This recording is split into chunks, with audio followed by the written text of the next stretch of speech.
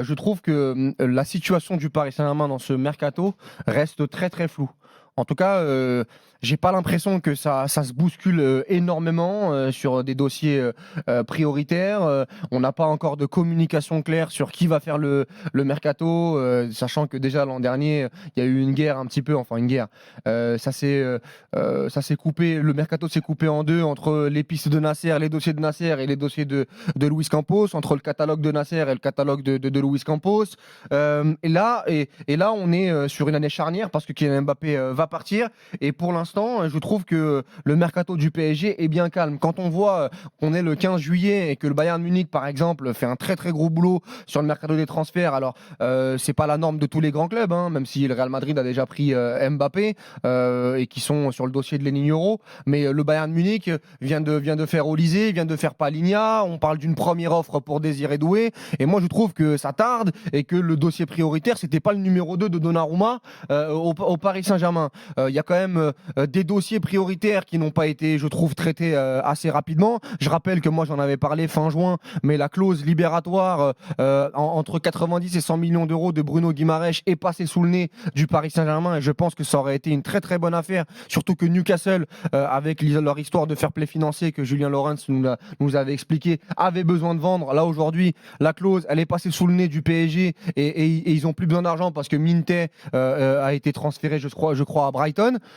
Donc, ça, déjà, le dossier du numéro 6, moi, quand j'entends aujourd'hui 100 millions sur Joao Neves, bon, très bien, on va attendre, mais moi, j'aurais préféré avoir un joueur confirmé et qui n'est pas dans le catalogue de Luis Campos. Là, il y a le cas de Désiré Doué. Moi, Désiré Doué, j'appelle la direction du Paris Saint-Germain à l'acheter parce que je pense que c'est un vrai joueur qui peut progresser au contact de Luis Enrique, qui est un joueur polyvalent, qui peut jouer 8, qui peut jouer ailier notamment, qui a un vrai grain. Attends, je te coupe, pourquoi lui, il aurait le droit et pas Neves, par exemple Parce qu'aujourd'hui, on parle de 35-40 millions sur une première offre du Bayern Munich qui a été refusé. qui a été refusé. On va voir ce que ça donne. Mais je trouve que par rapport à ça, c'est mon avis, hein, c'est peut-être subjectif, j'ai pas assez vu Joao Neves, mais je trouve que déjà, c'est pas forcément le catalogue de. J'ai rien contre la venue de Joao Neves ou non, mais je dis juste que Désiré Doué est un profil de joueur qui pour moi manque au Paris Saint-Germain et c'est un dossier qui est un peu plus prioritaire par rapport à Joao Neves, qui est un joueur qui pour moi, de Doué n'est pas aussi confirmé, mais. Voilà, j'ai un peu plus de certitude sur Désiré Doué. Et surtout, moi, je pense que c'est des dossiers où je trouve que le Paris Saint-Germain est encore en retard et encore à la ramasse. Quand on voit que le Bayern Munich est dessus, avant, on sent que ça traîne un petit peu, ils sont un peu dans la réaction. Là, on a Fabrice Hawkins qui nous explique qu'ils vont finalement faire une offre alors que le Bayern a déjà dégainé et parle déjà avec Désiré Doué depuis un bon bout de temps. Il y a le cas Xavi Simons où on n'a rien compris du tout à la gestion du cas Xavi Simons alors que ça aurait pu être quand même une belle recrue pour le Paris Saint-Germain. On nous explique que non, finalement, il va aller au Bayern en prêt. On ne sait pas très bien à qui appartient le joueur. Donc, le fait d'être dans le flou sur pas mal de dossiers, plus le fait qu'il y a très peu de rumeurs. On a beaucoup parlé de Kvaratskhelia. Finalement, on ne sait pas s'il va arriver ou non. Ça va coûter aussi beaucoup d'argent. Est-ce que ça va court-circuiter la progression d'un Barcola? Il y a le dossier Euro aussi. Il y a le dossier Euro où on sent que le Paris Saint-Germain était dessus depuis longtemps. Il va sûrement aller au Real Madrid. Voilà, je sais pas où va le Paris Saint-Germain. J'ai pas pour l'instant des motifs où ça peut me rassurer et on est quand même le 15 juillet quoi. Alors bien évidemment tout n'est pas définitif, on n'est que le 15 juillet et j'espère qu'ils travaillent en amont, mais j'espère surtout que dans ce mercato charnière qu'ils vont faire des bonnes choses, des choses positives et surtout des choses cohérentes pour remplacer Mbappé. Et quand je dis remplacer Mbappé, c'est pas que numériquement, c'est grâce au départ de Mbappé et de sa masse salariale de vraiment ramener de la cohérence dans toutes les lignes et des joueurs qui peuvent apporter une plus-value au PSG. Tiens, autre dossier également. C'est vrai qu'il y a quand même pas mal de blasts qui sont tombés ces dernières semaines, ces derniers mois. Il y avait Cherki aussi, hein. Léo nous le rappelle sur le chat également. Cherki, oui. Et il y a Doxis qui nous dit un truc très drôle sur le chat. Il nous dit c'est normal que le PSG on sache pas au vol mercato puisque le directeur sportif est parti à Madrid.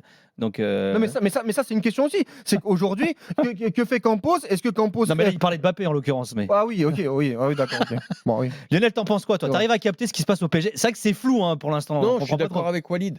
Maintenant, il y a quelque chose que je vous arrive. Comment ça, vous êtes d'accord? 23h26, tout est possible. Non, il y a un truc où je suis pas d'accord, Walid, c'est quand tu dis le catalogue de Nasser et le catalogue de Campos. Bah moi, je préférerais qu'on parle du catalogue d'Enrique. De Luis Enrique. Bah oui. Oui. C'est-à-dire que on prend, et dans beaucoup d'équipes, ce sont soit les présidents, soit les directeurs sportifs qui alignent des joueurs et qui disent bah voilà, j'ai recruté ça, maintenant fais-moi une équipe. On prend le problème à l'envers. Le vrai problème, c'est tu veux jouer comment ? Toi, l'entraîneur, tu as besoin de qui ? J'aurais besoin d'un joueur qui soit comme ça, tel profil. Sur tel profil, c'est à l'entraîneur de choisir. Et c'est juste le petit truc qui me dérange, parce que ce que tu dis, c'est ce que tout le monde fait. Non, mais t'as parfaitement raison de le dire. Lionel, c'est que T'as parfaitement raison de le dire. Mais même on Luis prend tout Enrique, le temps le problème à l'envers. mais même Luis Enrique, j'aimerais savoir aujourd'hui. Bon, Moi, je pense, on l'a pas eu, mais je pense que Luis va avoir... Enrique est intervenant. En tout cas, je sais pas si je le pense ou si je l'espère fortement, qu'il puisse intervenir sur les différents choix et que, en fin de compte, selon tel ou tel joueur qui va signer en milieu de terrain, pour que ça puisse s'imbriquer avec un autre qui ait des complémentarités et tout ça, la signature d'un joueur, ça te permet ça va te changer deux ou trois autres. Moi, je me rappelle qui sont complémentaires. Parce que ce qu'on veut, c'est de la complémentarité. Moi, je me rappelle de l'année dernière. L'année dernière, le Paris Saint-Germain avait été un peu plus rapide dans les pistes, dans les transferts. Là, on parle plus de départ. On parle du départ de Ugarte, qui est encore une erreur de la part de Luis Campos l'année dernière, qui va peut-être partir à Manchester United. L'année dernière, on se rappelle, il y avait eu des marchés d'opportunités, il y avait des trucs intéressants,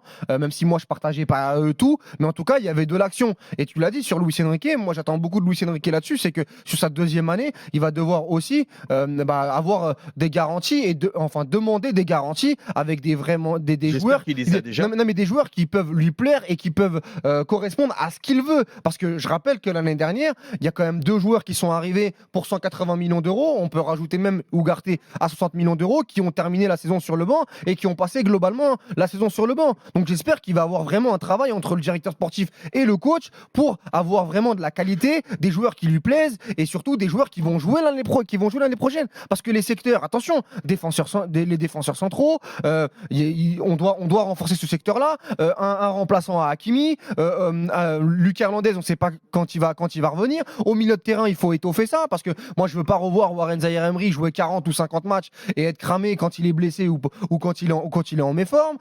Fabien Ruiz, est-ce qu'on va voir le Fabien Ruiz de l'Euro ou le Fabien Ruiz du Paris Saint-Germain? Barcola, que j'aime beaucoup, il faut aussi lui mettre de la concurrence sans forcément lui tuer sa progression. Mais faut que, on sait jamais, demain Barcola, la réalité de Barcola, ça sera pas celle de l'année dernière. Ce sera une réalité où il sera attendu, où il y aura des prises à 2, où Mbappé ne sera plus là. Donc voilà, je pense, le PSG a beaucoup de boulot et pour l'instant, je perçois pas ça.